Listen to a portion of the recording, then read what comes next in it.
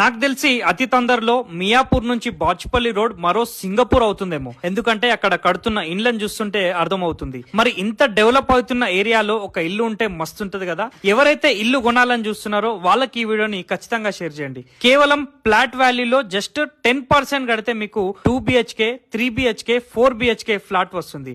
And మిగతా 90% bank loan ద్వారా వస్తుంది.